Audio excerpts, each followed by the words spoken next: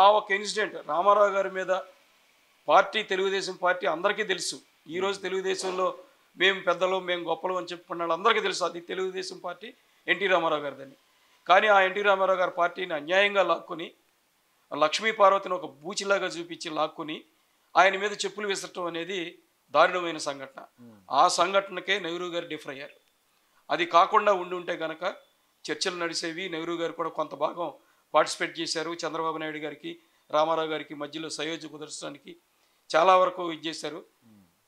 రామారావు గారిని ముఖ్యమంత్రిగా కాకుండా ఇంకా ఏదైనా చేసుకోమని చెప్పి వాళ్ళు చెప్పడం, లేదు రామారావు గారు మాత్రమే ముఖ్యమంత్రిగా ఉండాలి, ఇది ఆయన కష్టం, ఆయన పార్టీ, ఆయనను మాత్రమే ప్రజలు నమ్మారు, ఆయన్ని చూసే ఓటేశారని నెహ్రూ గారు వాదించడం ఇలాంటివి జరుగుతూ ఉన్నాయి. చెప్పేసేపటికి ఆయన డిఫర్ అయ్యి తెలుగుదేశం పార్టీ నుంచి బయటికి రావడం జరిగింది.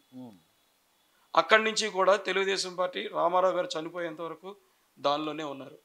రామారావు గారు చనిపోయిన తర్వాత కూడా చాలామంది వాళ్ళ నాయకులు ఎమ్మెల్యేలు అని చెప్పుకునే వాళ్ళందరూ కూడా లక్ష్మీపార్వతి గారితో పాటు మీటింగ్లో ఫోటోలు పెట్టుకొని రామారావు గారు ఆయన అమ్మటం ఉండి ఆ మీటింగ్ అవగానే తెల్లారి పొద్దున్నే చంద్రబాబు పక్కకి వెళ్ళిపోయిన సంఘటనలు కూడా